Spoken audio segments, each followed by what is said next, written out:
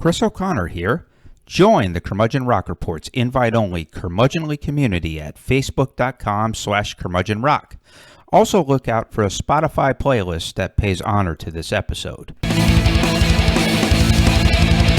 This is the Curmudgeon Rock Report, and this is your podcast made by rock geek iconoclastic outsiders for rock geek iconoclastic outsiders. For those of you who lament that rock music has gone the way of jazz and slipped into niche genre status, we are here to keep that flame alive by providing insight, analysis, recommendations, and honest takes, not hot takes. And hey, there's a good chance you'll learn some rock history you never knew before. Well. It's the end of the year, right after Christmas and just before the New Year. And on this episode you're listening to now, we are going to embark on what we hope will be an annual tradition for the Curmudgeon Rock Report. As you loyal listeners out there will probably know, Chris and I often like to troll music critics across the spectrum, and especially troll some of their questionable tastes.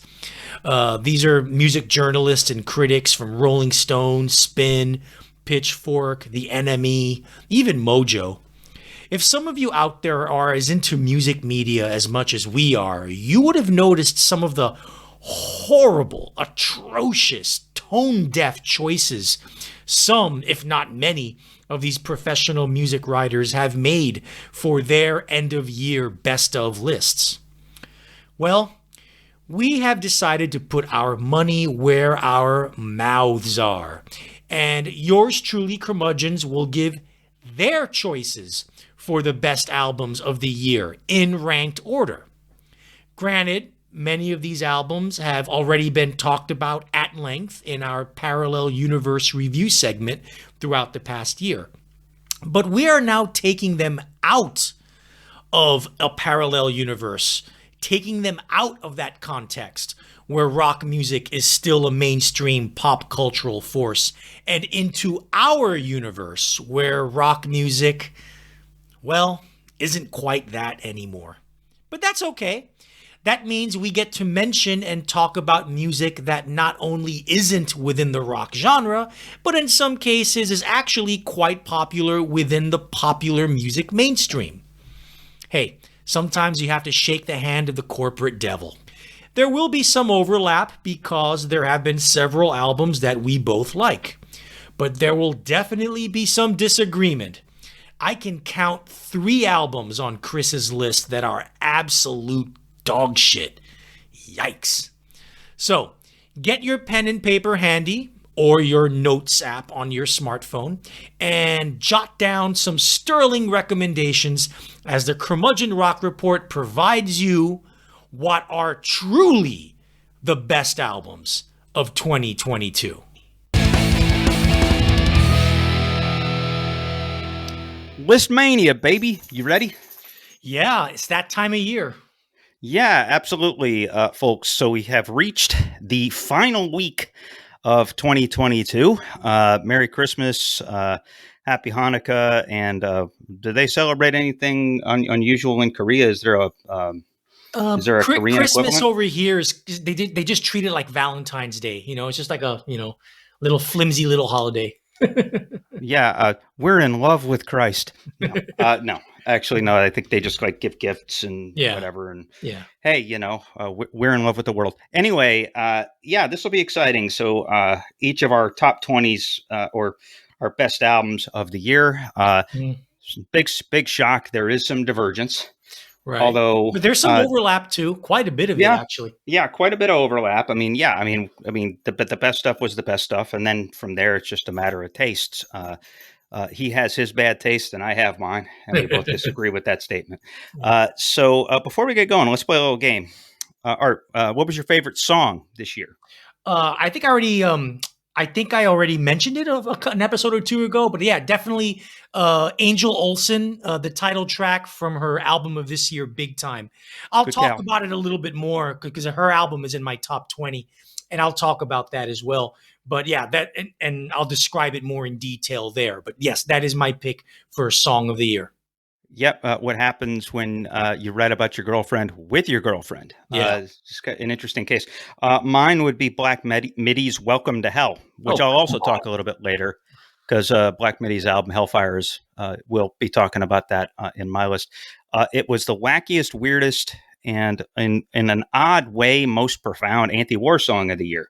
And so is it the most orthodox pop song of the year? Yeah, no, I think Big Time actually is my runner-up from Angel Olsen. But that Black Midi song was just sort of a really fascinating brew of styles that you don't get in the same song too much, which really struck a chord with me.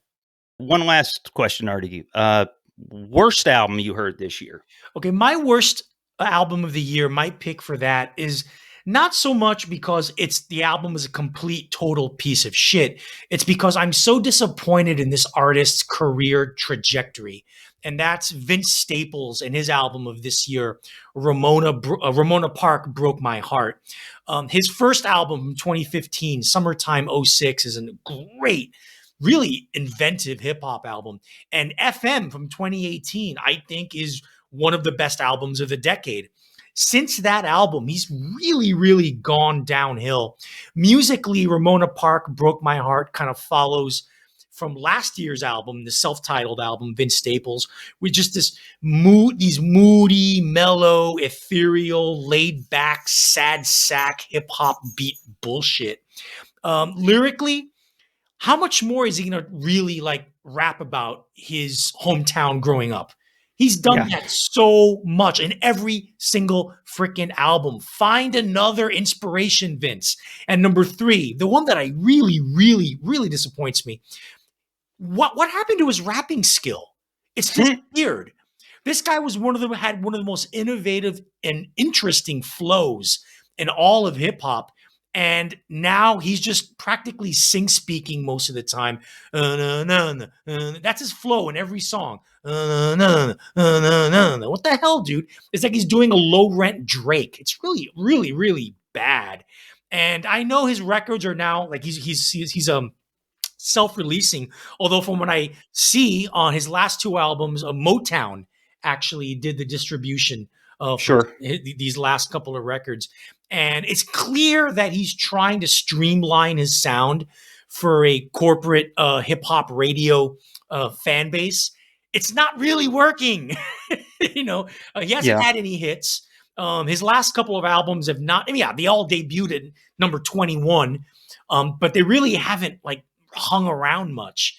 And it's really disappointing to hear Vince Staples go in this downward trajectory. I'm really disappointed in him because I really like the guy. I think he's super talented. I think he's trying to change it because when you're changing your sound, it can go in several different ways. You can change your sound to a more radio-friendly way where you're alienating your old audience but picking up new fans. But you can also change your sound to an extent where you alienate your old fans and you don't pick up any new fans.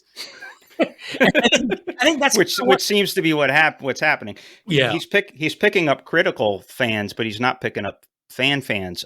Yeah, as far as my worst album, there were several to choose from. I said this was one of those years where it wasn't very top heavy, but it sure was bottom heavy. Yeah. I'm going to go with the Nova Twins and Supernova. Yeah. This is a piece of garbage that a lot of people like. It was one of the top on Metacritic this year. Metacritic is a website that rolls up and it kind of the averages. It's like it follows like all the critics and it assigns a score and then it does a composite score. It was like one of the top 5 best reviewed records. And I'm like, why? Because it wants to sort of be 80s metal or like 80s Rick Rubin. It sort of wants to be disco. It sort of wants to be funk.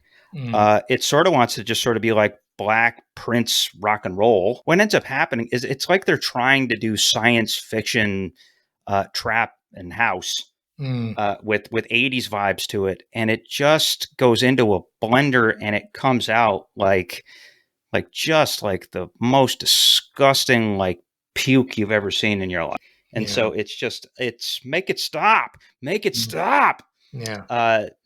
Close runner-up, by the way, is Earl Sweatshirt Sick. Well, he's always sucked. I've never been a fan of his at all.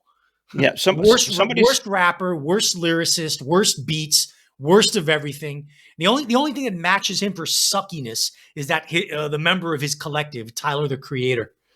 I don't mind Tyler, but the thing about Sweatshirt is the thing about Sick is, the hip hop is about like motif, right? And about like taking that thing and taking that snippet and repeating it, right? Yeah. Earl didn't get that memo, and his producers didn't get that memo. And so it's kind of like music that rolls downhill and he's rapping downhill with it, and it doesn't want to come back around. And so it's like, it's just this formless, shapeless garbage.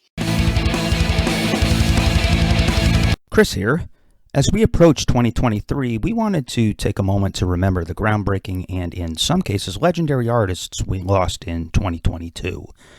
Ronnie Spector, Meatloaf, Taylor Hawkins, Naomi Judd, Mickey Gilley, Ronnie Hawkins, Lamont Dozier, Pharoah Sanders, Coolio, Loretta Lynn, Christine McVie, Tom Bell, and Terry Hall. May heaven be as kind to them in the afterlife as hell on earth, that is rock and roll, was to them in this life. Let the games begin. The top 20 songs, the top 20 albums of 2022 as expressed to you by each of your resident curmudgeons.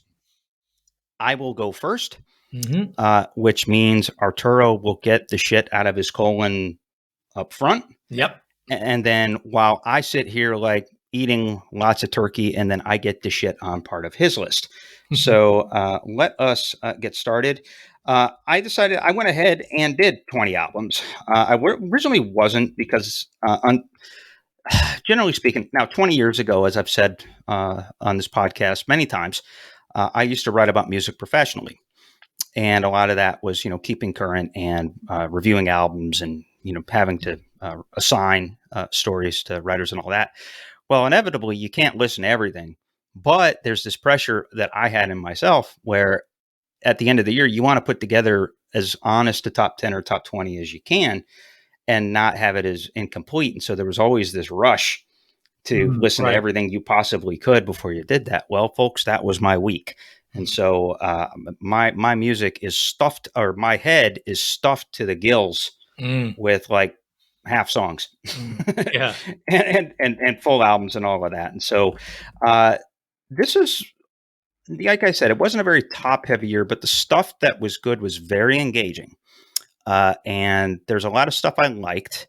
I tried to do a mixture of best and favorite, and sometimes there's overlap, and it's like, and so some of these albums may not be as quote unquote good as some of the ones below them, but I had a more personal reaction to them. Two things to mention, and then I'll get going with my list. One big trend the last couple of years, which actually warms my heart, is that albums are getting shorter. The idea of an album.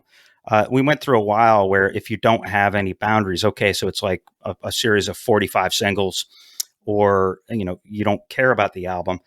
We're in 25 years ago, everybody on the planet, and the big thing was you have 79 minutes and 59 seconds to fill a CD. Yeah. Let's try to get it as close to 79:59 as we can. And as far as I know, a lot of albums with a lot of padding and a lot of filler. Yeah. And as far as I know, Metallica's Load actually came in at 79:59. Right. And that was like 75 minutes too long. Yeah, pretty much. But now you're getting like just for instance, in my top 10, I've got one album on there that's 17 songs and 41 minutes. I've got another one that's 10 songs and 27 minutes. And the longest single disc, or one album is 7 songs, 64 minutes. And so short albums make for better albums. And I think that that's coming back. And so that's exciting.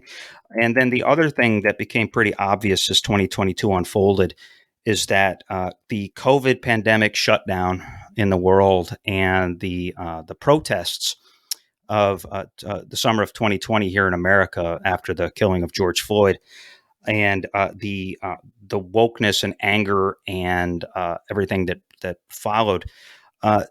What it did is there's a commonality now that there's a lot of themes that like run through these albums, which is kind of fascinating.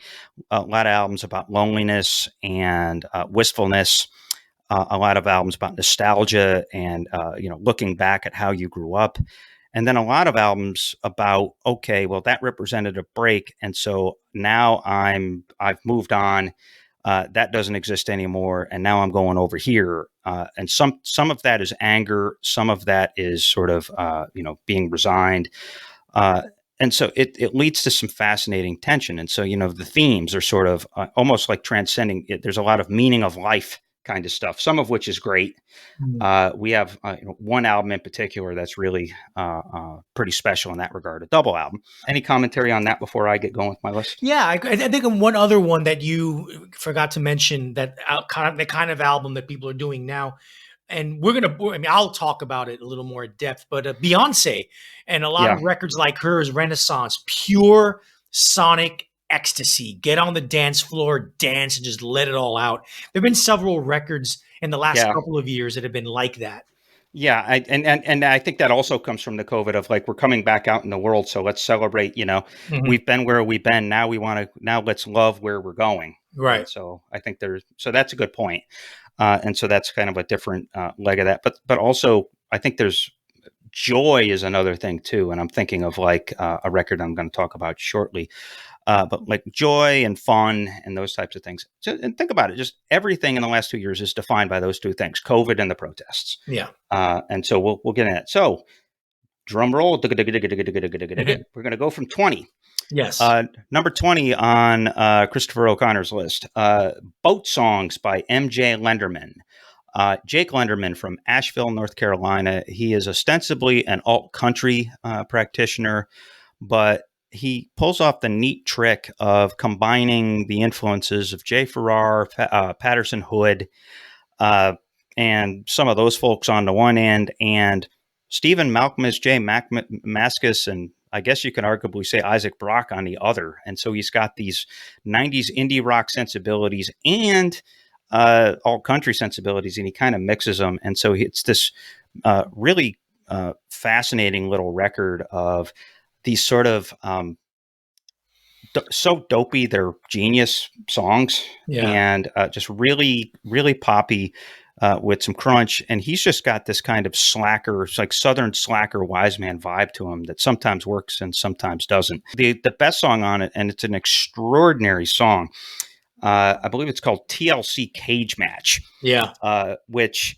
as it might suggest, it's him empathizing with a wrestler that he's seeing getting thrown off a cage on a wrestling pay-per-view. But it's beautiful and it's profound, and it's like, even the lyrics, like the empathy in the lyrics and the melody and all of that, you wouldn't think. So this is how the album goes. It's like about a 35-minute record, and it's these empathetic, slackerish, really tight songs about weird stuff. And so I really like that. Have you heard this record yet? Yeah, I heard it. It's not bad. This is okay. I think, I kind of like the idea of merging Southern rock with indie / alternative rock sensibilities. My only thing is that I don't think the songwriting is consistently good enough, except for a couple of really good songs. The first one being one that you mentioned, TLC Cage Match, which is by far the best song on the album, and is really like this. Like you said, it's this beautiful, mournful country rock, high, really melodic, really deep song. And the other one, Foley, and the other one I like is Dan Marino. As a Miami Dolphins fan, that cuts a little too close to the bone for me. A song, talking about a guy who is one of the greatest quarterbacks who ever lived, the greatest quarterback to never win a Super Bowl, yet he's being forgotten now because of guys who have come after him, who have like Tom Brady and Peyton Manning and Drew Brees, who have all broken records and won Super Bowls. And that makes me sad. Anyway, moving on. 19, Wet Leg. Two British gals from the Isle of Wight who are really fun. They do these sort of up tempo, really fun galloping, 80s-ish rock songs. 90s. I hear more 90s. 90s, there's some go-go's, but there's also some breeders. Clearly, the Kim and Kelly deal are an influence. But just a lot of fun songs. So that's Wet Leg. Moving on, number 18. Really interesting musical record with the goofiest lyrical concept of the year. This is Lucretia Dalt's album I. Now, Lucretia Dalt is Colombian, and she's an avant-gardist, classically trained musician, and she now lives in Berlin. And this is an album that reflects both, where it's like really slowed, stretched, spooky bolero and cumbia and son and a few other Latin genres mixed in with that. It's almost like Steve Reich kind of weird tempos, but clarinets, flutes. It's really, the musical arrangements are really compelling, and she's got this singing style where she's really close to the mic and this sort of very very crisply enunciated kind of weirdness. But there's a reason for that, and I guess you got to respect it. And we're not joking. It's sung in Spanish. Do yourself a favor and go find Google Translator. So this album is about. The character that she plays in this is an alien that is born from an asteroid who is shapeless, colorless, exists out of time, and wants to invade the planet, but is falling in love while she is invading the planet. It's ridiculous in a goofy way, but here again, it's a flawed record, but I think she's a really good musician, and it's a really, really compelling arrangement for such a sci-fi jazzbo kind of project. Yeah, Lucretia Dull. This album is it's not horrible or terrible. It's just terribly boring. It's just boring as shit. It's just third rate, like early mid 80s Tom Waits. Number 17, Rosalia, Motomami. You've probably heard of it. It's either number 1 or number 2 on a whole lot of lists, and I can see why. Rosalia is Catalonian from Spain.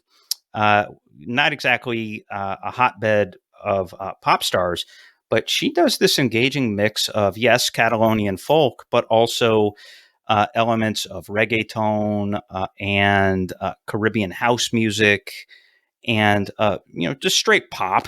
I mean, Shakira is one influence, and this album is really good. So there's some electronic stuff in there. Lead song Sauco, I think it's the most popular song on the record, is very good. And then there's some other stuff, sort of slower, more folksy acoustic stuff, to the point where I expect Juanes to show up on 1 or 2 of the songs. But that could only have improved this record. Which I would expect you to say. But no, she's good. I could see why the folks that are up there championing the Olivia Rodrigos and Taylor Swifts and even Beyonce's, I can see why they like her. She is very engaging. She does have a charisma. She is a star. And look, she's good. I mean, she's a good songwriter. She's a good talent. And will this album stand the test of time? No, but I think it is a good record, and it's good enough for me to have put it on this list here at the bottom. Okay, go off, Art. Yeah, I am a Cuban American. I spent my teenage years in Miami. I was there from the age of 10 to the age of 17 or almost 18 when I went back to New York for college. And during my time in Miami, of course, being a Cuban American, going to school with a lot of other Latino kids, I was inundated with Latin pop music in school, on the playgrounds, not even the playgrounds, I was too old for that, but just in school, in the classrooms, on TV with my mother watching Sábado Gigante. I grew up with Latin pop on the radio. I heard it on the radio with some of my friends and even my mom to a little bit. And It's exactly why I ran screaming to rock and hip hop. Okay. Exactly. I don't blame you. Yeah. Most of it is just atrocious, awful crap. Oh, I usually agree with you. And this album is, in my opinion, a steaming pile of horse shit. Now, let me tell you why it is a steaming pile of horse shit. What is the one thing that Rosalia gets credit for?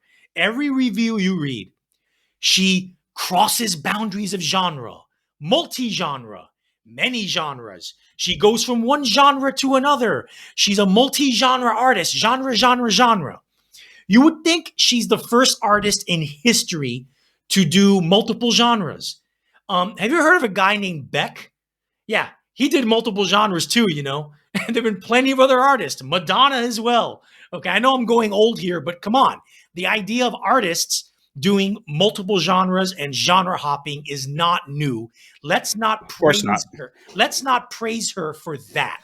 That's just something dozens, if not more than dozens of artists before her have done. Now, I mean that's not what I'm crediting for. Yeah, of course. Yeah, genre bending. Okay, if you want to make that your criteria, then that's just ridiculous. But right.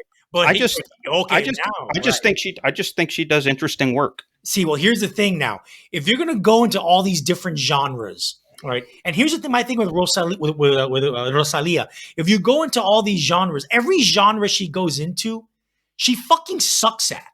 She sucks at every genre she does. She does hip hop with Chicken Teriyaki, one of the worst hip hop tracks I've heard by anyone this year. Yeah, that's the worst song on the record. There are plenty of bad ones on this. Whenever she does like electronic pop, like the one you like, Saoko, fucking shit. Whenever she does traditional Spanish pop with a folk flavor, like Delirio de Grandeza, Delusions of Grandeur, which is what she has, it fucking sucks. And a lot of it has to do with the fact that A, she's not a good singer. She really doesn't have a good singing voice. She can't sing for shit, man. She has that annoying, strained voice. She's really trying hard into all these different things, and it really doesn't come off well. She can't rap for shit. Okay? She's a terrible rapper, a terrible singer. She's a really bad songwriter who tries to stretch herself out into different genres that she really has no business going into because she sucks at all of them, because she herself probably has really bad taste in music. Frankly, Rosalia, I'm sorry if this makes me sound like a crude asshole. All she is one big ass. That's all she is. I've heard her music. I've watched her videos. Her talent is her ass. That's what she is. Okay? Well, I mean, it certainly doesn't hurt her marketability, but I do think that there's more substance to her. My only hope for the future for Rosalia, there are 2 tracks on this album. There's one track called Bulerias, which is a really kind of a cool rhythmic, I wouldn't say experimental, but it's a very odd rhythmic track. That's like, oh, okay, there's something interesting. It's not necessarily good, but it's interesting. And then there's the title track, Motomami, which is kind of this weird art pop, or a modern take on art pop. You know, so which I think for my taste, what would save her, the saving grace for Rosalia would be in the future getting more into esoterica. Anyway, moving on. So this record, I have it at 16, but I have a feeling that by this time next year, I might have it at number 1 or number 2 in a retro list. Mm-hmm. JID with the Forever Story. Not JYD. JID, not Grab Them Cakes, JYD. Nope. For all you wrestling fans out there, you'll appreciate that one. JID, he is an Atlanta rapper that sounds like he's from anywhere but Atlanta. Yeah. He's an interesting cat. And like I said before, we were talking about Vince Staples at the top of the episode. There was several albums this year of this looking back and sort of telling the story of the family, or appreciation of the story of where you came from and some of the struggles that you've gone through and where you're going, and about those types of things, and very introspective. I think this is the best of them. I know you disagree with that. But this album is really, really good. And I think it's possessed, there's a lot of New York influence. There's a lot of Detroit influence, i.e. Jay Dilla, Slum Village. And this kid is just a really good rapper. I mean, he's been around. He's in his 30s. He was in the underground for a while, and his first record 6 years ago was called the Never Story, and so now this is the sequel called the Forever Story, and he's just got a great flow, very clever rapper, jokes that land. And clearly influenced by Kendrick Lamar. I mean, he's got that kind of cadence, but he's a talent. And this just it's just got a lot of fun, stuff going on, and actually some pretty profound stuff too. And so it's not it's a varied record. It's one of the longer records on this list, but I like it a lot, and it's growing on me. Yeah, sure. this is a solid album. I don't like it as much as you do. I think there are a few too many songs that have too many multiple rhythm shifts and gets a little too proggy, if you know what I mean. But there are a handful of terrific tracks. Crack Sandwich, Can't Fuck With Me. I love Surround Sound featuring 21 Savage and Bobby Tate. He's a really good rapper. He tells really good stories. The storytelling is what this album really is all about. Yeah, absolutely. And there's some pretty good beats, but he himself is really good. And solid record. I like it. Yeah, and again, like you said, it's his skill as a rapper that that really stands out. He's got the technical chops, and like I said, Talk to Me in 12 Months. This might be my favorite album from the year. Yeah. Moving on, number 15, Emmanuel Wilkins, The Seventh Hand. Yes, a jazz record makes my list. This is a real jazz record. And it's a really, really good jazz record. Emmanuel Wilkins is a young man, 24 years old, grew up in Upper Darby, Pennsylvania, just outside of Philadelphia. He is a Juilliard guy, and he's based in Brooklyn now. This album is marvelous. He's an alto sax player, although he can also do tenor and baritone sax. But it's this album is a really, really strong. It's a 7 movement piece. And as the name suggests, Bible scholars and Bible nerds, the seventh hand, there's this idea that there's these 6 hands of God in the Bible. And so this idea of, and I read about this in an interview, that the concept of the record is, what if God was sitting in with us in the band? And, what if how do we honor that? And so a lot of the arrangements, it's this really neat. And so, he's got 3 obvious influences. Charlie Mingus, in terms of his pop and his melodic sensibilities. John Coltrane, obviously, because he's an alto sax player, and sort of this, a lot of the arrangement style, and sort of the clearing out the space for him to feature as a soloist. And then Ornette Coleman for the sense of adventure. And he goes through it. There's songs on there that are very pretty and very just sort of poppy, and like some of the stuff from like Menges comes to mind. And then it ends with this 26-minute masterpiece of a jam where they make the arrangement so that the alto sax is straight in the middle and feels like it's rising the whole time. And it's a really neat hypnotic effect. This kid is really talented. And I think in a few years, like jazz is one of those things. There's always like the Grammys and Time magazine always have like the one person that is the jazz man of the moment. By 2025, this kid is going to be that guy. And well, right now that jazz guy's Kamasi Washington.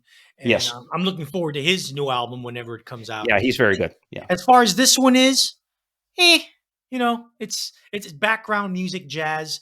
I listened to it when I was washing the dishes, and I didn't listen to it again. It's just, okay, yeah, move on. Okay, contain your excitement. No, it's worth giving a chance. I had to listen to it a couple of times to really kind of get it, but again, if it wasn't for my my love of Mingus and Coleman, I mean, I'm not much of a jazz beau, but those two guys are. I love Mingus and Coleman too, but I don't think the influence rubbed off that greatly on this guy. But anyway, well, I mean, he's got composing chops, but anyway, moving on. Anyone who's a classically trained musician. Number 14, and this is a surprised me. That this one scored this low, given how much his last record is one of my favorite albums of all time. Kurt Weill, Watch My Moves. the Philadelphia Wonderkind, he comes out with his follow-up to Bottle It In, and it is a strong record, but it's too long, and it doesn't have. Bottle It In is pretty much perfect. I mean, it just has a bunch of really strong, really tight pop songs. This album, the best songs on it are the longer ones. I mean, like Exploding Stones is extraordinary, and there's a few others that are of strong quality, but then he's got some others that fall a little bit short where he tries to actually sing on this record as opposed to kind of do his sort of beatnik shtick. Right. The stoned hippie on the porch kind of thing. But so he makes some earnest attempts at singing. They don't quite work. But for the most part, it's what you expect from Vile. Really solid arrangements, really strong guitar playing, and this hypnotic effect on his best songs, where he places his voice perfectly in the middle of it, and it just this really engaging, absorbing music. It just was too long and a little too shticky at times for Mid to be any farther, which is disappointing because, like I said, a couple of those songs that I on this record are some of the strongest things I heard this year. Yeah, I mean, I have this album in my top 10, and I'll talk more at length about this album later. I do agree that it is a little too long. You could have cut 2 or 3 tracks out. I do agree with that. But I think the good stuff is so good that it vaults over most of the music that came out this year. But I'll talk about it later when I get to my top 20. Next album, Chris. Okay, and we'll talk about this one briefly because Arturo took a dump on this one too when I covered it in the Parallel Universe a few weeks back. Anxious, Little Green House. These are 19 and 20-year-old kids from Connecticut who obviously listen to a lot of Texas Is the Reason and Rites of Spring, but then also, Fountains of Wayne, Death Cab for Cutie, Jimmy Eat World, and a sort of Taking Back Sunday, et cetera, et cetera. And so they have a very strong emo, hardcore or post-hardcore vocabulary. Okay, fine, that's all well and good, and you can say that's derivative.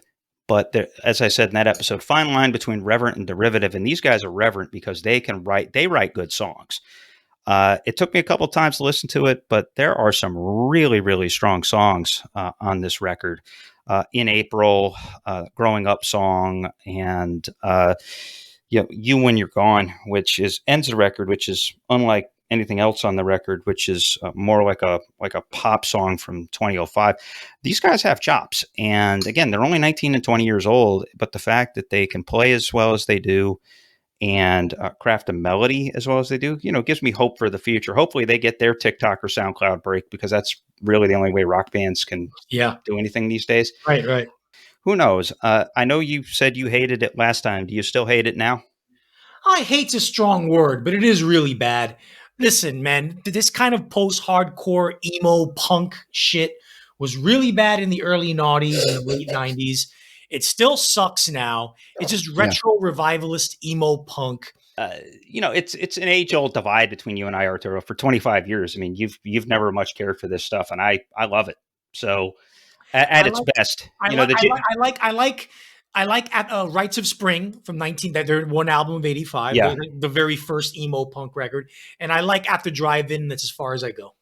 Yeah, I mean, and I like Jimmy Eat World. I like Taking Back Sunday. I like Jimmy Eat World had one good hit song.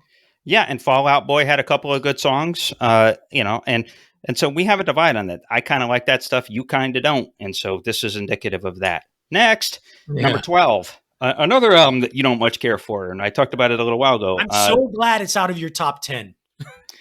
It almost stayed there. At about 4 hours ago, it still was there. I was working hard, folks. So number 12, Black Midi, Hellfire. There's this, over the last 3 or 4 years, there has been a wave of young London-based art school bands, kind of like the UK equivalency of the Rhode Island School of Design movement. Of which Squid is the only good one. I would argue that they are good and Black Midi are good and the rest of them suck. Basically they most. But here's the thing: Black Midi is the only is the one of these bands, these art school bands. They sound like they're having the most fun. Because yes, I mean, there's a lot of, let's take pieces of this and grandeur and all those things. But whereas like Black Country New Road is grabbing, they think Arcade Fire's The Funeral is the best album ever, and so that ought to tell you something. Yeah. These guys, I mean, they go from the best song on the record. I talked about it before. My favorite song of the year, "Welcome to Hell," has a very, very, very Primus riff. And Jordy Greep, who's the lead guy, lead singer, or singer, guitarist, songwriter. He has a voice that's very reminiscent of Marky Smith. And then if it came out of San Francisco, it's in this band. There's a little bit of subtle Faith No More influence, Primus. They have some speed metal breaks that are like Metallica. He kind of sounds like Marky Smith, which is kind of a big thing in Britain these days. Usually that's not a great thing. Here it works. And so they'll go from like "Welcome to Hell" is like Primus, a Primus riff sung by like a Marky Smith guy with a speed metal break. And then the very next song might as well be from like, Wilco's "The Whole Love." It's a very alt country-ish lilting thing. And so very interesting, eclectic band with fun influences. They don't take themselves too seriously musically. Greepa is actually a very good lyricist, kind of surreal poetry, stream of consciousness stuff, but some really strong anti-war sentiments, some very strong sort of, again, sort of surreal, almost somber love type of stuff. Is it pretentious? Sure. But it's fun and engaging. And again, of all these art school bands from London, they're the one that I can stand the most. Yeah, interesting. Black Midi got a lot of praise in the UK press for their first album. The UK press has kind of fallen out with Black Midi in their last couple of records. Mojo didn't even have it in their top albums list. Personally, I think Black Midi's first couple of singles were good. Their very first single was good, "Boom Boom Boom," and they had a couple of songs off their first album. They were all right. Since then, it's just been a downward slope of impenetrable, unlistenable, needlessly complex prog rock rubbish. The only thing I can say about Black Midi is that they're not as bad as Black Country New Road. Anyway, so that leads into an album that clever in a good way coming up. Yeah, well, yes, and these guys are very, very good. We talked about them. Was it last episode? Yes, we did. Episodes ago. Yes, Go. Oh, Death. They are a Swedish band that performs in masquerade ball costumes. That is just as influenced these days by Nigeria as it is by Tuareg. German. And yes, and krautrock or Germanic rock, if you want to be respectful. And so it's this very eclectic mix of a lot of things. It's basically like Hendrix and Fela Kuti in the same band, which I think I'm stealing that line from you. Yep. And it's really fun to listen to. It's very fuzzed out. It's got all those sort of African and even in some cases Middle Eastern influenced rhythms, but some kick-ass guitar soloing too. So it's a wild record. Number 10, an album I just discovered this week as part of my intensive study. Really surprisingly good record. When I describe it, you might not think so, but check this album out. It's by a group called Bad Boy Chiller Crew, and the name of the album is Disrespectful. Now, these guys, they're three dudes. They're from a town in England called Bradford, which is in Yorkshire. Yorkshire. Okay. Yes, my buddy John Stubley, who listens to our show, would be very upset if you said Yorkshire. Okay, well, I guess I live on for the last 3 years, I have lived on Yorkshire Hollow Lane in Fresno, Texas. All those Americans, they can't pronounce it right. Yeah, I guess I got to start calling my own house Yorkshire Hollow Lane. I've been mispronouncing my own fucking house for 3 years. Yorkshire pudding. Yeah. Well, there you go. I said I've been mispronouncing my own fucking street for 3 years. It's a good time to know that. Anyway, I digress. So it's these three kind of young dudes. They're kind of like they're knuckleheads. They got their first notoriety by putting out like stupid prank videos on YouTube, like really stupid prank videos. Like convincing a friend to like stick their heads in like a shit pie kind of stuff. And so it's very kind of sophomoric, and they have done a couple records, and they mostly like to rap about how they love cocaine and party and that kind of stuff. But here's the thing. So this group, they are indicative of a dance genre growing in Britain called bassline. Yeah. Which is essentially, it's a house music that's happy and peppy with like really sharp drum programming. And so it's kind of like a dialed down drum and bass that's way happier. And so kind of like think like mid 90s, Is This Love, or Everybody But the Girl, and that kind of like almost chill, kind of happy, dance house kind of music. But here's the thing with them. And so you get this, it's this really engaging, really almost in some ways pretty house music. But then their main rapper is a guy named Kane, who is very influenced by Dizzy Rascal and is like an orthodox grime rapper. And so you've got grime raps over happy, peppy house beats. And it is a really it's a really cool juxtaposition, and it's a fun record. It's a compelling listen. Again, Kane's got a great voice. He's not quite as Daffy Duck as Dizzy Rascal was. Yeah. But clearly kind of the same kind of influence and same kind of grime school. And it's just a compelling, and is it a dumb record? Sure. But it's a dumb fun record. Yeah. And really, really well done. I probably should spend some more time discovering bassline, which again, I would just sort of just call it like happy, peppy house music. But apparently bassline is a thing. It's honestly, I have not heard this record because you submitted your final top 20 a little too soon before we recorded, so I couldn't get around to it. Honestly, this is like one of those albums that's like if we still lived in New York, this would be kind of the album. If you didn't like shop at Other Music, you would have never heard of it. Right. The only reason I know about it is because John Carmonica, the great critic from the New York Times, had it on his top 10 list for the year. Right. And so I checked it out, and I was really, really surprised. I listened to it a couple times, and I said, you know what? I got to blow up my list. And I think it belongs in the top 10. Yeah. Another one of those that happened this week is at number 9. Oh, yeah. Flo Milli. You still here, ho? Flo Milli is great. And she is destined for greatness. I think she's 2 years away from being a huge star. Yeah, she's on that trajectory. She's kind of there now. So interesting story. She is a very tall, very good looking, dark black girl lady from Mobile, Alabama. That's an important description. So she is a really, really talented rapper who really good flow, really good rapper. Yeah, and she grew up on this new wave of female hip hop artists. She may be the best.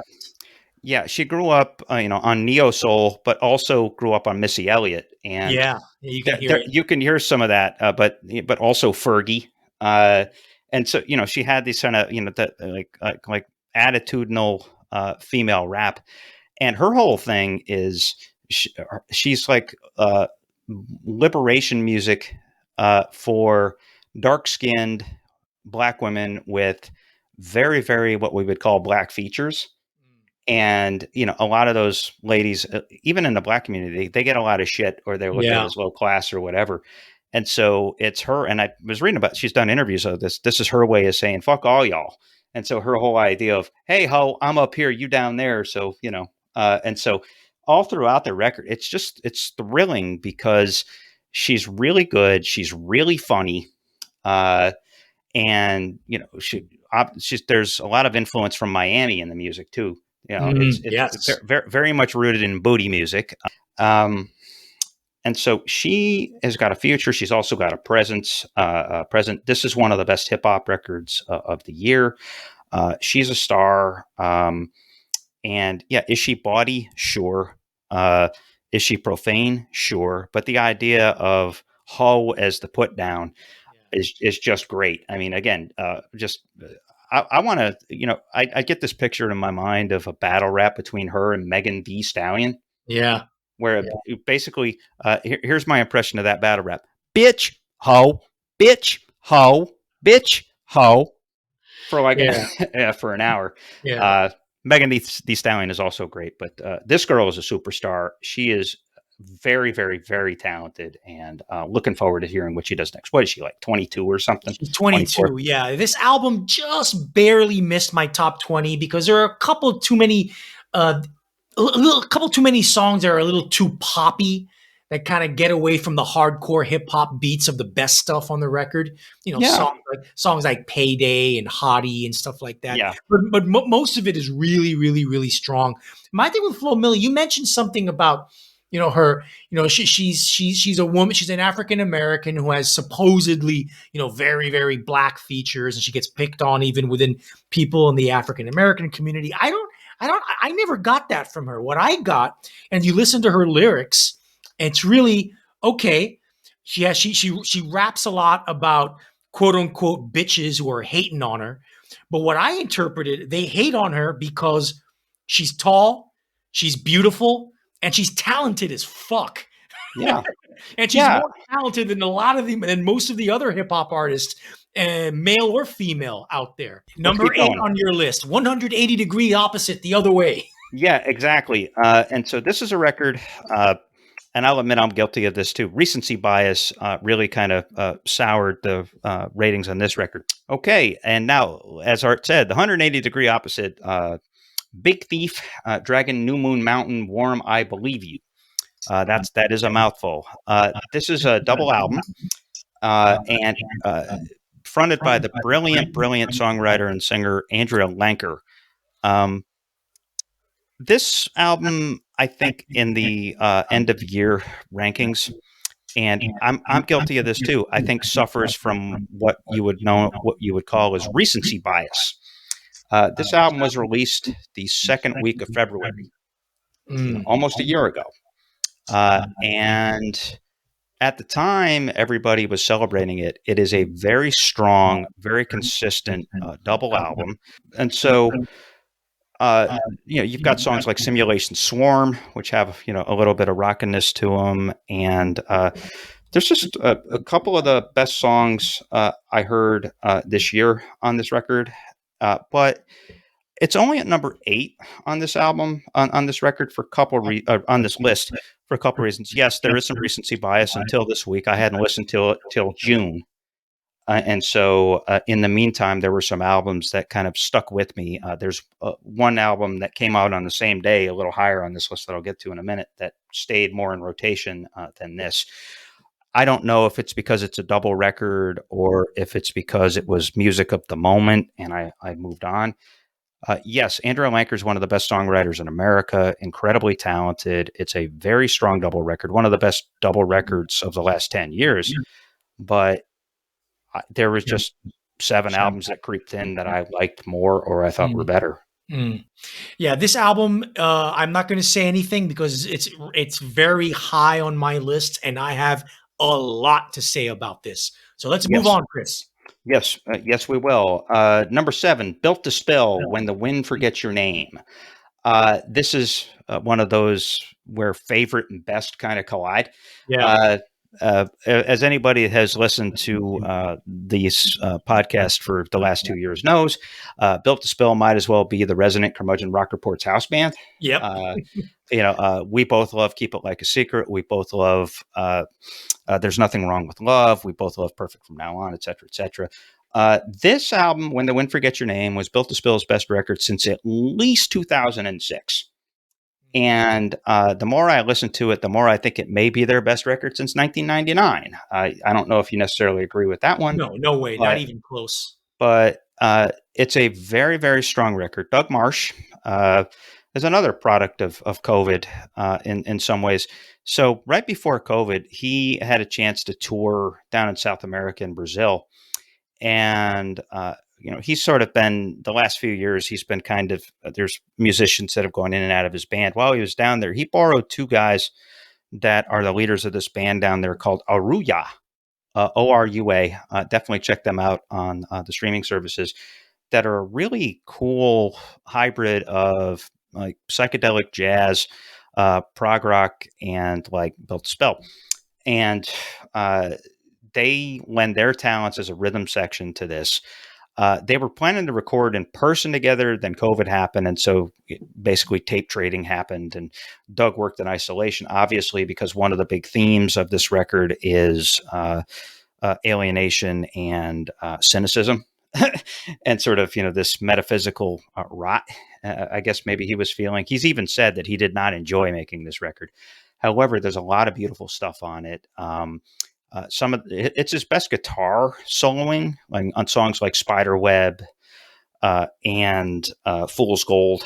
There's just some kick-ass soloing.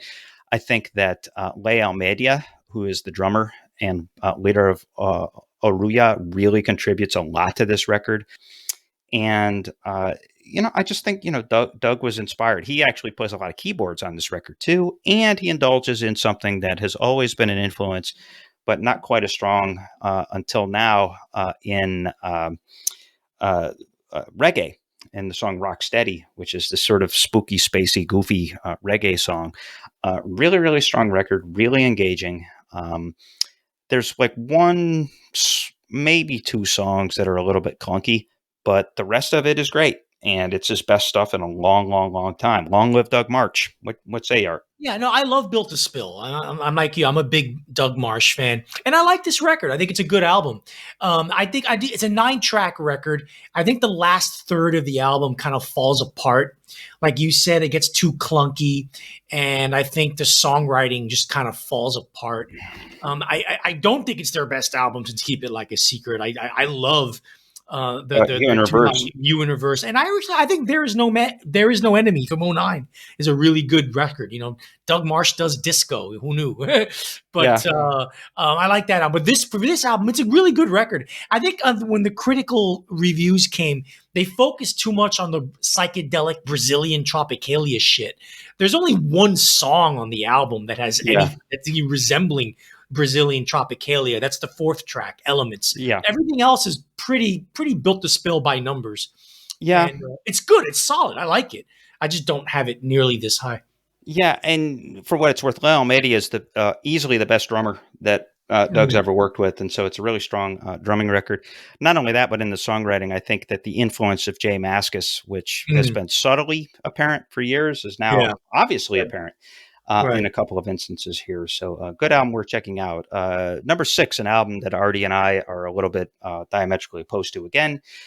Grace Ives and her album Janky Star. Grace Ives is a Los Angeles lady who grew up fairly well, but I guess she was kind of a, what would you call, almost like a female Andrew WK, hanging out in a room playing with her synthesizers. And so she's very DIY. She's very kind of on her own, but she does these really, really interesting synth and drum machine programmed beats / tunes, backing songs, and writes some really, really compelling, really strong electropop songs. And they're short, they're tight, they're poppy. They have these crisp drums, and she's a very, very good singer. So it's compelling stuff.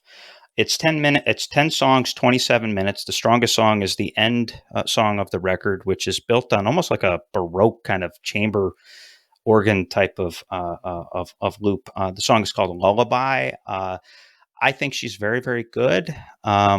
Let's see what upside there is, because, she has the misfortune of following like folks that are kind of the same genre, but with much bigger budgets and frankly a little bit better. Lucy Dacus and Phoebe Bridgers and folks like that. So I don't know how much of a push you'll get, but I really like this record. As I said before, shorter is becoming better. I like the fact that it's 10 songs, 27 minutes, and no true garbage.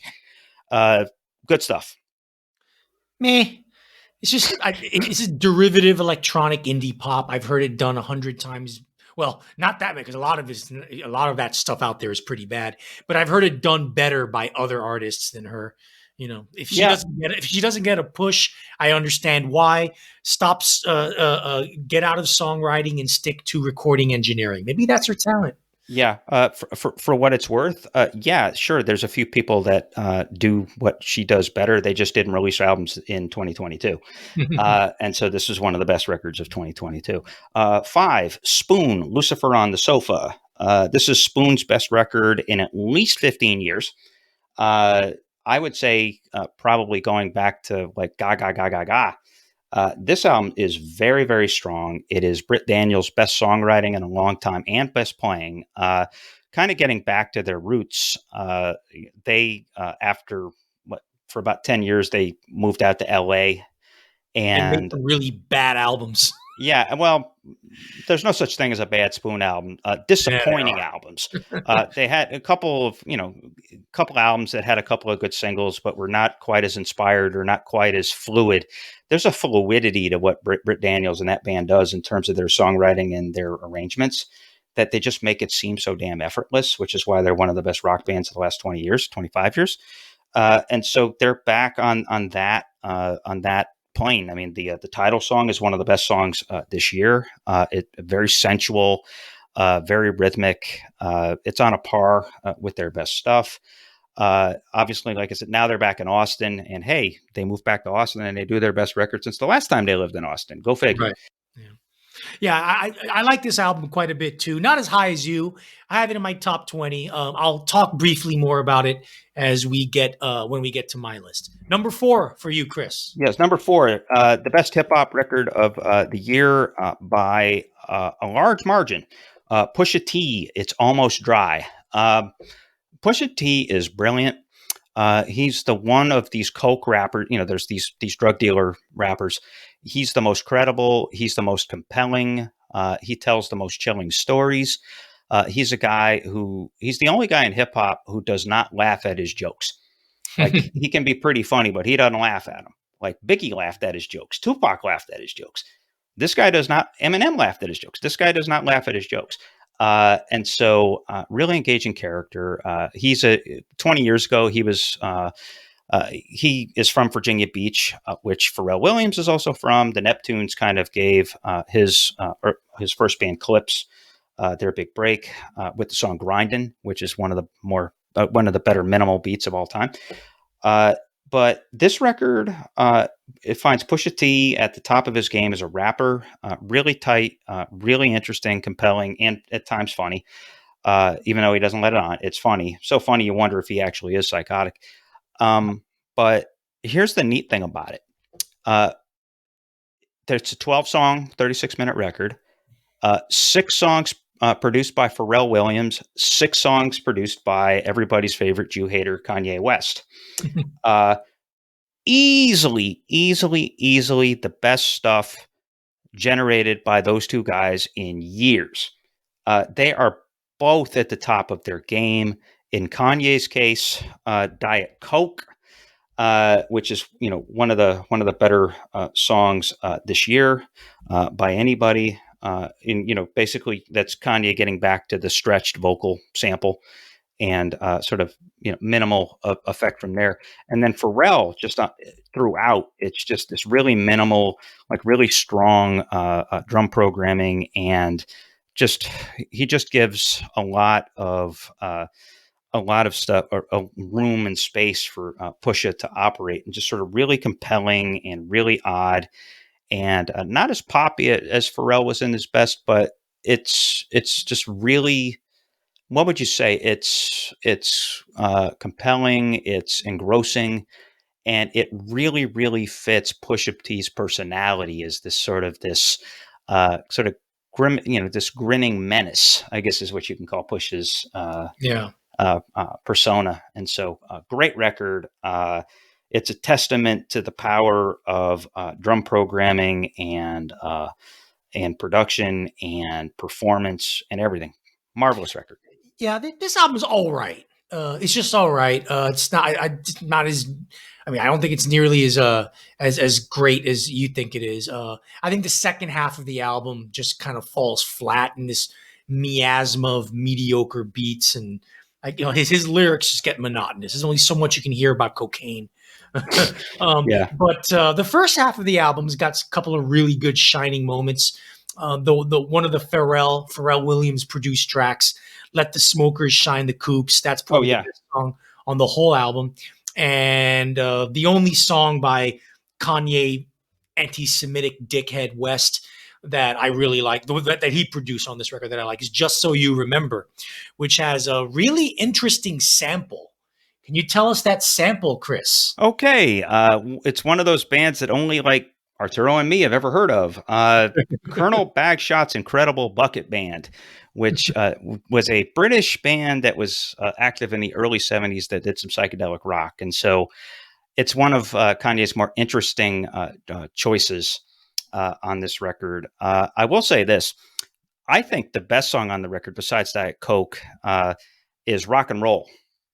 And that's a Real Factory song, because that's Kanye. He builds the vocal sample and the hook around a Beyonce song where he stretches out her vocal and get it. So he's doing the stretch out. This is how old we are. He does the stretch out effect on a Beyonce song. And Kid Cudi writing the hook.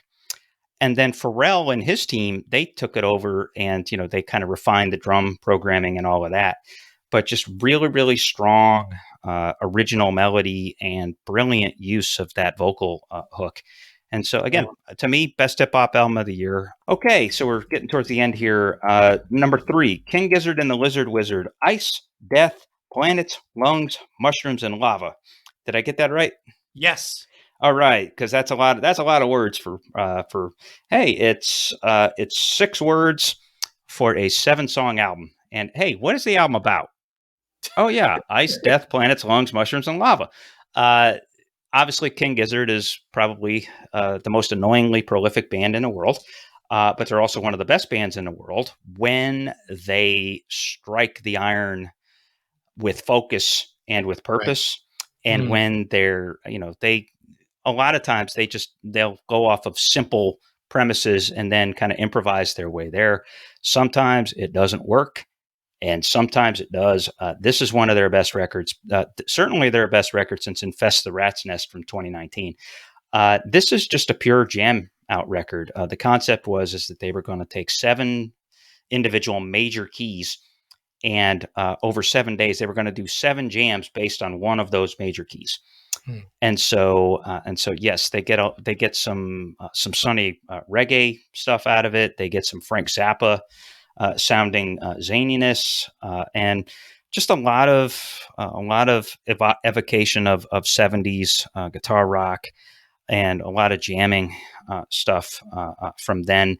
Heavy Zappa, heavy Santana influence. Yes, 2 of them. Yes, Santana especially. Santana and Zappa. And Stu McKenzie is a fabulous guitar player in the sense of, yes, I mean he's a muso. He's very dexterous on the fretboard, but he doesn't give himself enough room to show off. Here it gives him the freedom and the air around him to show off, and he is really, really, really good. And okay, so we're getting to the top of my list. Number 2, Yard Act, The Overload. This is a testament to the fact that sometimes when you listen to an album the first time, you're hearing more than listening. And when I first heard this record, I had an aversion to, I mentioned it earlier, that we're kind of in a season of British speak singer records. And I got a little too distracted by the band leader of Yard Act. His name is James Smith. A little too distracted by his speak sing and didn't really tie it together with the music. And then so in the last month, I did that. And this album is awesome. It's a debut record. They're a young band. One of the best first debut records in a while. Basically picture like the kind of the speak sing, but like the early 80s kind of new wavy kind of speak sing year of like, PIL or that kind of stuff, but like backed by like Franz Ferdinand. Very groovy record, very funky in spots. James Smith, he's not like a lot of the other Speak singers. He is not really an angry guy. He's not cynical. He's not really kind of a bitter dickhead. These guys are great because they do some. They're snarky and they are social political in their lyrics, but they rock, and just a lot of groove, some great riffs, just a lot of Big Audio Dynamite's another compare I can make. They just have this this rhythm and this force, and just this. They're a hip shaking post punk band with some interesting sort of speak sing stuff going on.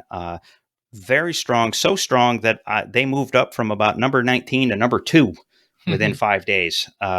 Sometimes it's sudden onset, and you got to check out this record. Arturo covered it in a Parallel Universe segment almost a year ago. Great stuff. Yeah. No, I love this record too. I don't have it quite as high as 2, but I do have it pretty high, and I will give my 2 bits on it very soon. Okay. And then number 1 on my list, and it's number 1 in my heart, not quite in Art's. Soul Glo, Diaspora Problems. This is a no middle ground album, if there ever was one. Either people love it or they hate it. I happen to love it. I think it's the most exciting record I heard this year. I think it's a cult of personality metal record. The front man of this band is a young black man from Philadelphia named Pierre Jordan, who is a screamer extraordinaire who has a lot to say about both his personal demons, political demons, being young, black, and radical in the United States, and seeing the organized left fuck everything up and being bitter about that. That's not something you hear a lot. Rage Against the Machine, they were on mission. They weren't saying, and I'm embittered by the fact that the George Floyd protesters got it wrong. And not only that, but talking about therapy and all of this, there's like 6,000 words in the album, but it's this sort of unhinged screaming. And he's really, really compelling. But the band is great too. I mean, they just rock the fuck out. Great drumming, and just really great sense. Yes, there's some Bad Brains influence, as black hardcore bands are apt to do, but there's also some hip hop influence, a little bit of funk influence, and prog rock influence too. They are a really exciting, really energetic young band with a lot to say, with not just anger, but introspection, contemplation, and in some ways bitterness. It's a really fascinating mix. And I love the title, Diaspora Problems. They really are the future of hardcore. And I'm really excited about this record. Now, as I said, no middle ground record. You either love it or what else? Yeah, if this is the future of hardcore is fucked. On this episode, Chris and I counted down our respective year-end lists of the best albums of 2022. For the next episode, we're going to do a different kind of countdown. In fact, it's one that the Curmudgeon Rock Report has been excited about for a long time. I'm sure you've all read, glimpsed at, or at least have heard of many lists of the greatest albums of all time. Every major music magazine has published one at some point in time or another, and we've all had our opinions about them. Well, an album is essentially an LP, which is a long player format. One format that often gets overlooked is the EP, or the extended player format. So much great music, especially rock music, has come out in the form of EPs throughout the past half century, particularly many bands and artists' first releases. A few music geek websites, especially of the obscure variety, have published their lists of the greatest EPs of all time. Well, one half of the Curmudgeon Rock Report will speak for both, as we will put out our own spin on this and bring you the 50 greatest rock EPs of all time. Join us in a couple of weeks as we begin the new year in typically curmudgeonly audacious fashion. Now it's my turn. Top 20 albums of the year 2022. Number 20, Wilco, Cruel Country. This band, Wilco, some of you should know them. Some of you may not know them. They are an American institution. They continue their rejuvenated hot streak that started with 2016's Schmilko. And on this album, they give us what frontman songwriter Jeff Tweedy calls their most direct country music album yet. That's a little deceiving because while country twang is very much evident throughout this entire double album, folk rock and subtle shades of post-rock and psychedelia permeate throughout. In other words, it's another very good Wilco album. Yeah, pretty much. I think it's their best record since The Whole Love from 2011. Schmilko's pretty good. Ode to Joy was disappointing, although it had one of their best songs ever, Wet Wooden Cross, on it. But yeah, this record is strong. It's long. There's a lot there, but it's good. It's good. Double album. Right. 3 double albums in my top 20. Hey. Number 19, another country or country rock experiment. Angel Olsen, Big Time. After wallowing in aimless electric guitar solos and suffocating, smothering string arrangements on her last 2 albums, respectively, Angel Olsen returns to mostly stripped down, rootsy American music on this album in the form of epic, lovelorn country music. Imagine Patsy Cline reimagined for the 21st century. Good call. The title track is my favorite song of the year. Chris? Yeah, beautiful song. There's a lot of beautiful songwriting on this. I couldn't quite put it in my top 20 because the album does run out of gas. And toward the end, yeah, in the last quarter of it, last 3 or 4 songs, it runs out of gas, and so I couldn't quite put it there. But yes, Big Time, the song is one of the 3 or 4 best songs of the year, and she is a talent for sure. She's been around for a while too. Yeah, she has. All right. Number 18, again, King Gizzard and the Lizard Wizard, the first of 5 albums they did this year, and one of the only 2 good ones. This album, more on the awesome second one later. On this album, the band really do something unlike anything else in their dense discography. It's essentially a sound collage of mostly ambient techno that drifts in and out of full band funk, workouts with indigenous Aboriginal instruments, 4-piece chamber music, and soft electro soul.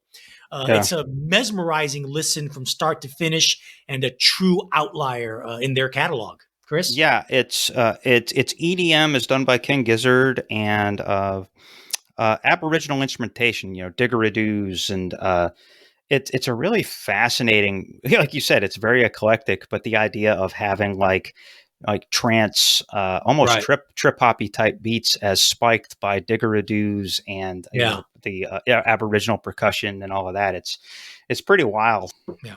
Number 17, OCs, formerly the OCs, and their album A Foul Form. OC's main man, John Dwyer, said in an interview that this album is essentially an homage to all the punk bands that the members of the band grew up with 10 songs clocking in at under 22 minutes. The full-throttle, nonstop barrage of punk and hardcore fury is a far cry from the prog rock, jazz fusion, heavy metal hybrid of previous high watermarks, such as 2019's Face Stabber and 2018's Smote Reverser. If not their best album, it's arguably the most fun one. Yeah, it's basically 22 minutes of straight bash the fuck out. Yeah. And Dwyer grew up in Providence, Rhode Island, and he got his start in the all ages punk scene there when he was in his teens, so it's the kind of stuff, it's like, who cares about tunes when you're just trying to bash out and have fun with your buddies without trying to break too many arms out there in the crowd. So good reverend stuff. Speaking of fun, the next one, number 16, Wet Leg, and their self-titled debut. The breakout indie rock band of the year, who had a worldwide hit single the previous year with the very Strokesian Chase Long, come up with a debut that recalls Britpop era Blur and the poppier side of the Breeders. Songs about bad boyfriends and bad parties never sounded so buoyant and vibrant. Chris? Definitely. There's a fun and a joy to this record, but also, it's one of these, there's these kind of like cutesy, like kind of understated girls who can basically like zing the shit out of you. They're really, their barbs are really, really sharp. Yep. And so that, which makes for a fun listen. Yeah. Number 15, Spoon, Lucifer on the Sofa. After spending the last decade in a slump by putting out, I think, joyless concessions to contemporary indie pop, i.e. retro 80s synth pop and ethereal rubbish, one of America's best bands moved back to Austin, Texas and get reacquainted with guitars and voila, released their best album in at least 12 years. Not only is Britt Daniels' songwriting back in top form, so are his vocals. Chris? Yeah, and I mentioned the title track in my segment. I also have to give a shout out to The Hardest Cut and The Devil and Mr. Jones. The Hardest Cut is actually right there with, some of the, some of the stuff from 0507 is just really quality, really strong stuff. So welcome back, Britt. Right. Number 14, the band that is my mission to make Chris an obsessive of, Goat, with Oh Death, one of rock's best kept secrets. The last decade has seen the Swedish collective traverse the middle ground between acid-drenched psychedelia and 1970s Afrobeat and inject rock and funk muscle into indigenous South American folk music. On this album, they bring all those elements together in the first two-thirds of the album, while in the last one-third launching into what always seemed destined for them, quote-unquote krautrock, or better termed 1970s German progressive rock, a la Can and Faust. There is no band like Goat on the planet right now. No, there isn't, and actually, you're off to a very good start. In making me an acolyte of Goat. Like I said, they were just outside the top 10 on my list, as you heard before. So great stuff. Number 13, Personal Trainer, Big Love Blanket. Willem Smith's band of merry 1990s indie rock loving pranksters. They come from the Netherlands and they give us an intoxicating blend of Britpop, think Blur, smart aleck indie rock, think Ben Queller and Eels in their lighter moments, and self-referencing dance rock, think LCD Sound System.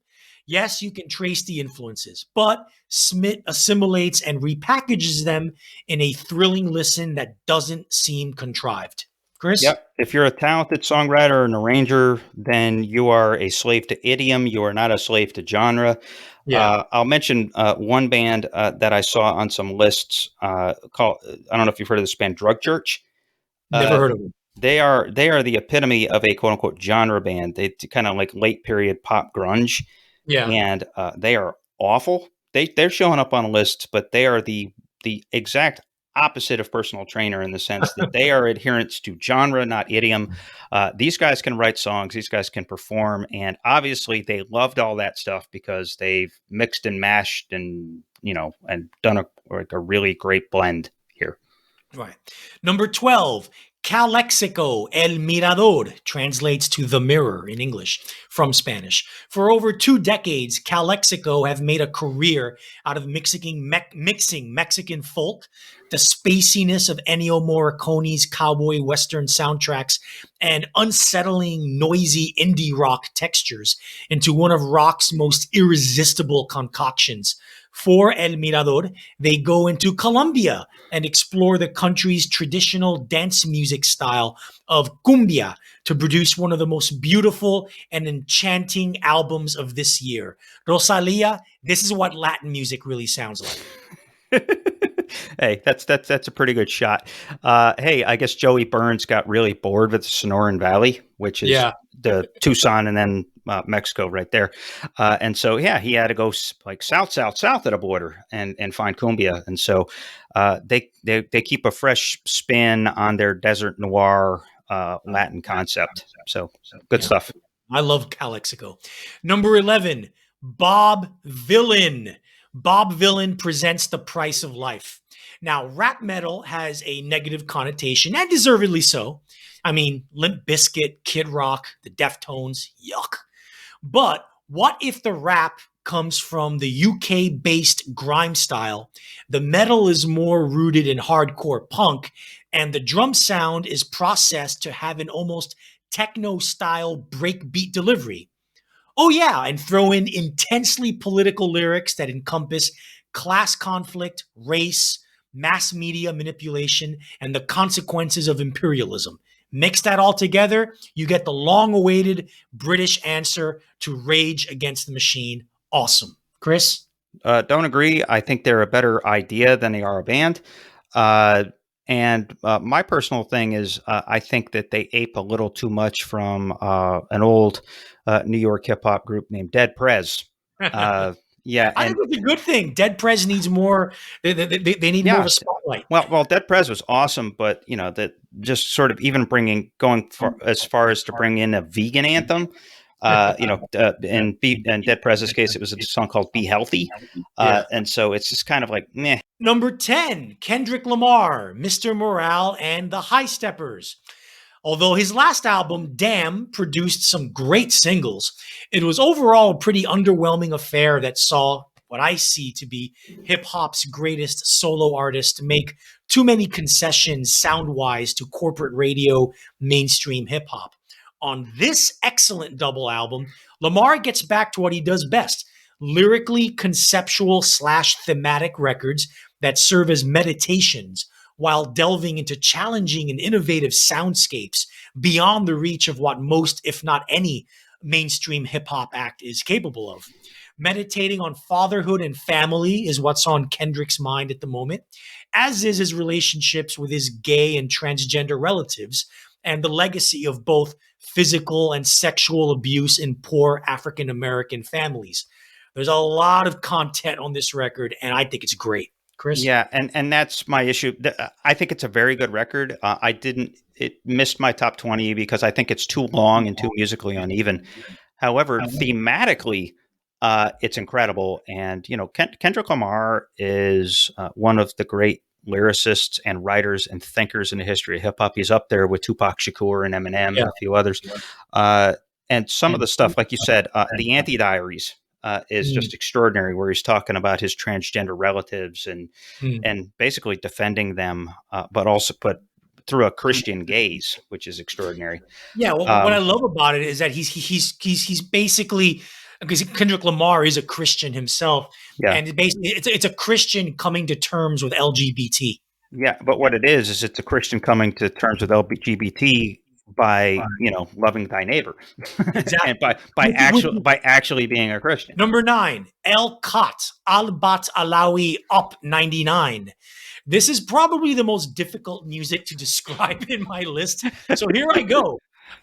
El Khat are from Yemen, or the main guy from El Khat is from Yemen, a country way down south in the Arabian Peninsula that is known for its political and economic struggles, to put it lightly. Yeah. Poor Yemen. The band that incorporates members from Iraq and Poland, go figure, they play a mixture of conventional instruments and exotic homemade instruments. The music can be loosely described as jazz infected by the traditional music of indigenous Yemeni, which can also be loosely described as odd time signatured and unconventional to Western ears horn arrangements and way out there string instruments. It's also one of the most intoxicating albums I've heard this year. Chris? Yeah, I need to spend more time with it. But my first impression is, hey, Mesopotamian King Crimson is a thing. Like you said, it's very windy bendy and very adventurous, and it actually does. Hey, I mean, some of those Middle Eastern instruments. If you try to picture Robert Fripp playing guitar instead, and it overlays pretty well. Yeah, So I'm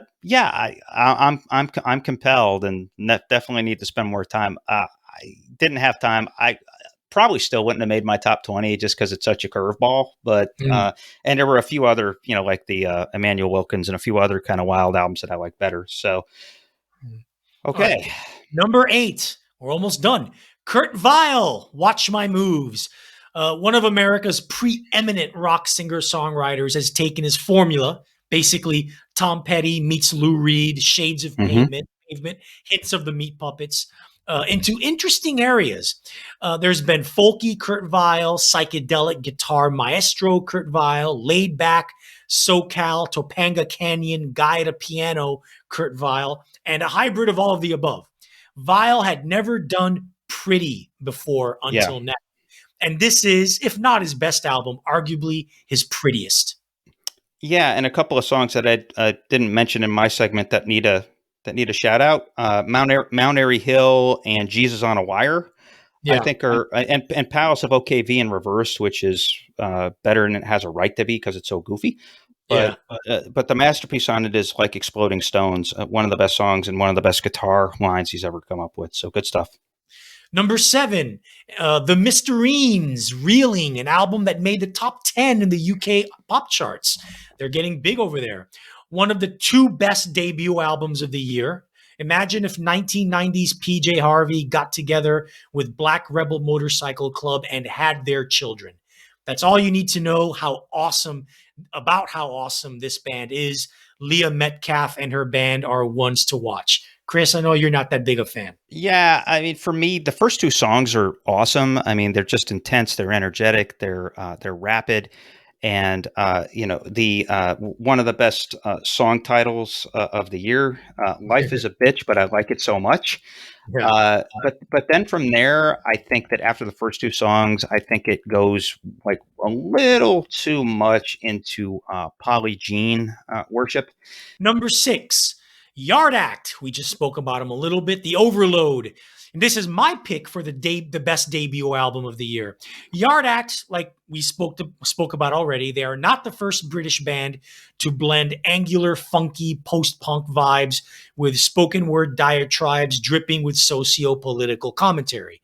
But man, they're really good at it and quite funny at times too. Frontman James Smith's surreal narratives differ from other people who have mined this territory, namely Mark E. Smith and The Fall. Different in the sense that his lyrics are warmer, more relatable, and frankly, a little more human. Number 5, Aldous Harding, Warm Chris. After finally realizing that melodies, catchy hooks, and alluring rhythms can actually go hand in hand on 2019's Designer, Aldous Harding takes it up a notch and finally becomes a great songwriter with this year's Warm Chris. She still likes to play vocal dress up and sings in a different character in each song, but it works here because of the passion and depth she gives to the performances. In interviews, she admitted to being very influenced by 1970s Laurel Canyon singer-songwriter pop rock on this record. And it shows alongside a subtle early Randy Newman influence in a couple of other tracks. It's the epitome of an acquired taste, and it finished quite highly in a lot of British critics lists. Yeah, but you're not a fan of it, Chris. No, not really. I think that there is a little too much of that impersonating more than singing stuff going on. Lawn is a good song. I like Lawn. That's a good, catchy, cool single. The rest of it, though, I just think it's a little too pretentious. It's a little too, hey, look at me. And again, I just wish that she would sing as opposed to shape shift. That gets a little annoying. Yeah, it's better than her other stuff. I did check out her early stuff, and yeah, you're right. That is truly horrific. This to me is just boring. And I don't know. I'm just not very, very compelled. And I talked about Grace Ives on my list. I think for sort of female singer-songwriter stuff. I think what her stuff is more exciting and maybe not more original per se, but more exciting and like more honest. I really think that. Yeah. All right. Number 4, my pick, and probably the number one consensus pick for album of the year for most music media, Beyonce Renaissance. Beyonce is a rarity among pop megastars who generally ride the R&B, soul, funk train. She actually gets better with age. She follows up Lemonade, one of the landmark pop albums of the 21st century, by letting her hair down, singing about sex, and just getting funky, and even funkier. She takes 1970s disco, 1980s house music, and modern day trap music, and basically Beyonce-fies it. And she Beyonce-fies the fuck out of them. One of a handful of truly great albums from this year. Chris? Maybe I would have a higher opinion of it if it wasn't following Lemonade. But as it is, it just kind of strikes me as lazy. Yeah, is it a party record? Sure. I know it's gotten press as a celebration of Black female liberation, I guess. But it's Beyonce just kind of fun, like, basically, she swears a whole lot. She says the N-word a whole lot. Yeah. And it's just kind of like, and there's the one song, Break My Soul, that has like 18 songwriters on it. And so it's kind of, and so, yes, there is some great beat work on it. It uses some very clever disco samples, but I couldn't put it on my list. It was just, there was an offensiveness to me that the woman that did those Destiny's Child records, which, by the way, that's the most indelible stuff to this day that she's done, are those couple of Destiny's Child records. Bullshit. Lemonade is. Lemonade, and that's it. But she did those Destiny's Child records, and then Lemonade, and then now she's doing this record, which, while it's competent and fun and, like I said, strongly made and produced, it's like, come on, Beyonce, you're better than this. You've been better than this. You wrote Formation, which is incredible as a true political statement, subversive anthem, and then you follow it up with Cuff It, which is just like horny, almost like getting laid in a club bathroom kind of shit, Yeah, but I think this is the album she needed to make after Lemonade. Yeah. She needed to make this kind of record. Yeah, maybe she needed to chill out. Especially in a post-COVID world.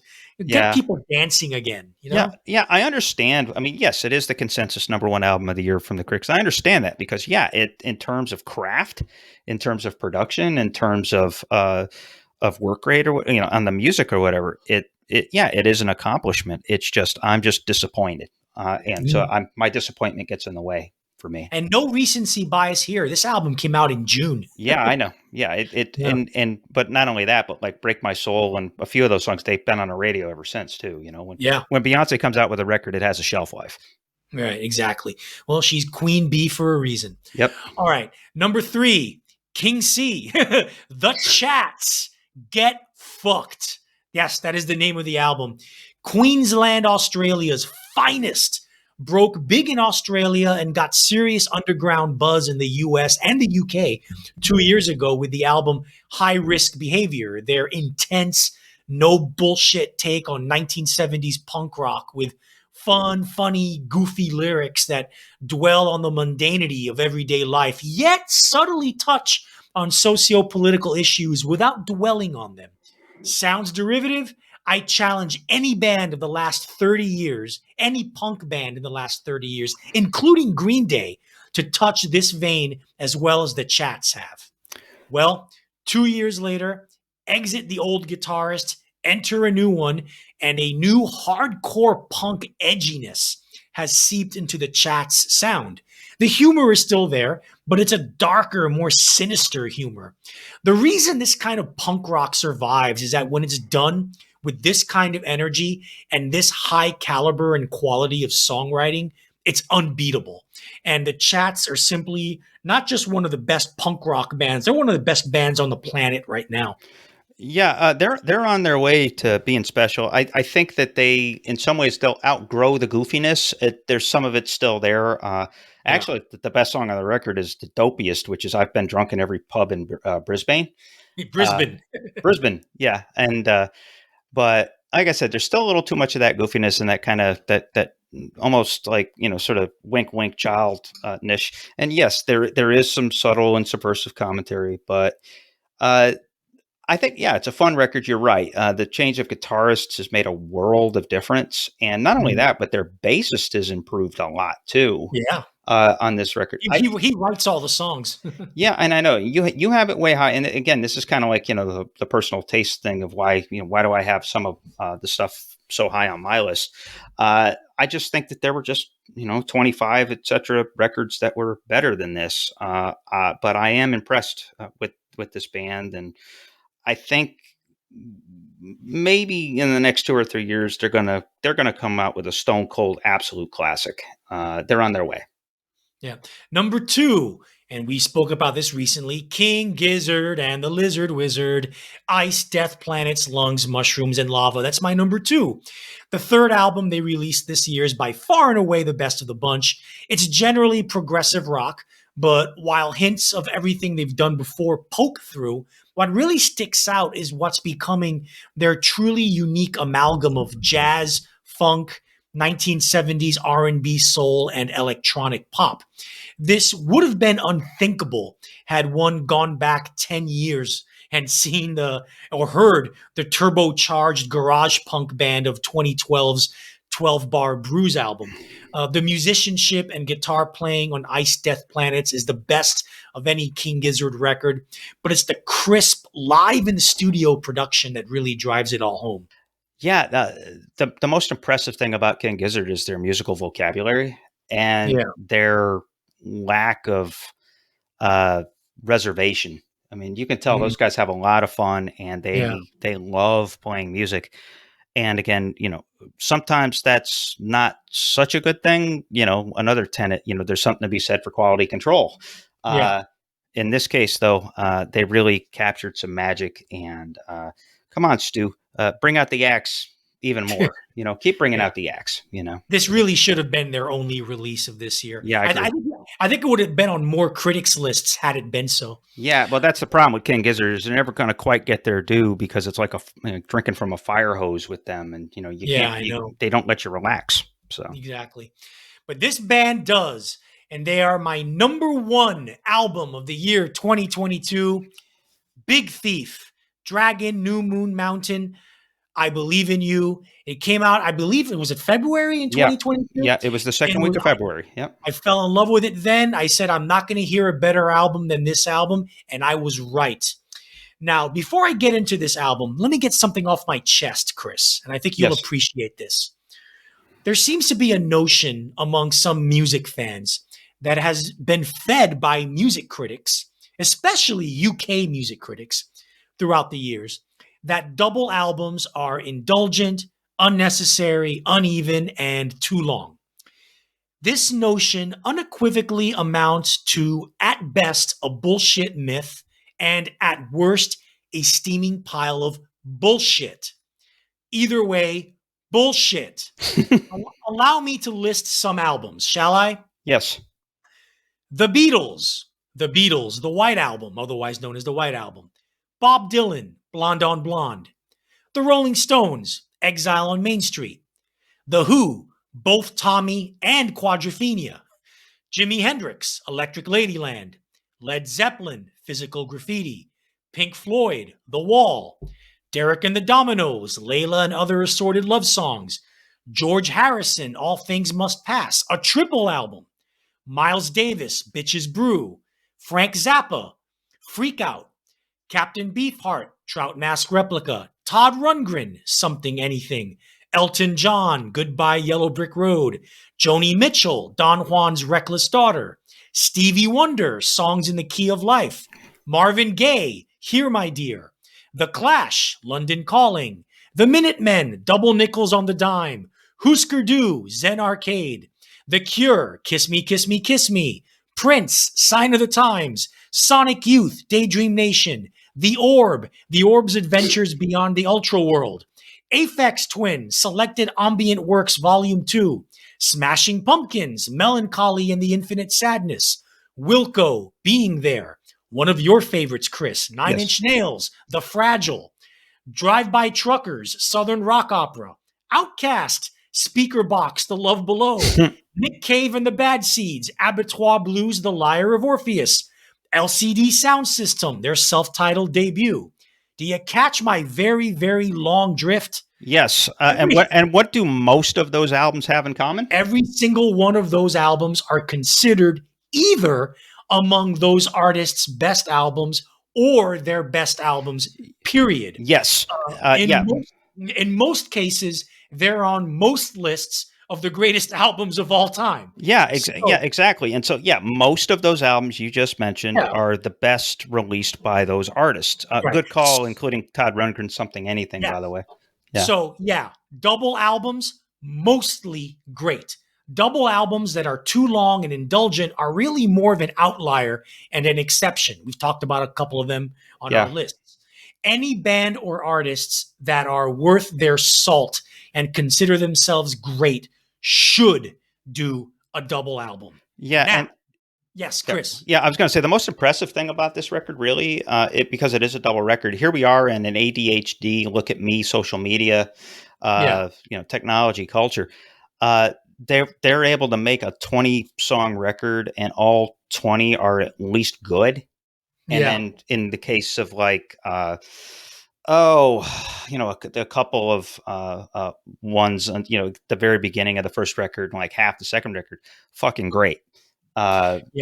Absolutely. Yeah, it's just one fantastic, amazing song after another. Yeah. I'm going to describe a little bit of the music here. Sure. Okay. Of course, the Big Thief album brings me to their album, Dragon, New Moon Mountain, I Believe in You.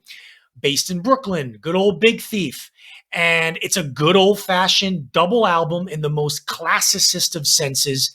And it's also the best album of 2022.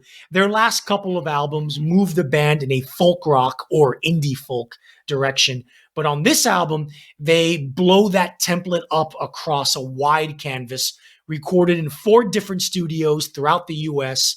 And they blow that wide canvas up in a rich tapestry that includes gentle, intimate, country-tinged folk, lushly arranged 1960s style folk rock, shaggy, ragged 1970s grungy folk rock with Neil Youngish guitars and Grateful Dead swing, and noisy indie rock that tries to find the middle ground between My Bloody Valentine, toned way down, and the War on Drugs' more dissonant tendencies toned way up. None of this would work if the album didn't possess bandleader and singer-songwriter Adrienne Lenker's most beautiful, melodic, emotionally resonant, and most arresting lyrics yet. It is a songwriting masterclass that, with its frequent psychedelic, surrealistic imagery and cosmic philosophizing, makes you wonder if they were consuming something other than food when they assembled this material while quarantined in the woods of Vermont in July 2020 during wow, that's an awesome place to be. If you can't be out, if you can't be in the world, you might as well be out in the woods in Vermont doing whatever is growing out of the ground in Vermont. So exactly. Good stuff. Now, some naysayers may say that the disparity in musical and songwriting styles leads to a disjointed, uneven effort. Well, what some may call cohesive and even I call monotonous and same-sounding. How can you not like eclecticism and variety in the music you listen to? How much worse would the Beatles had been if Lennon and McCartney wrote the exact same kind of songs and had all their records produced the same way?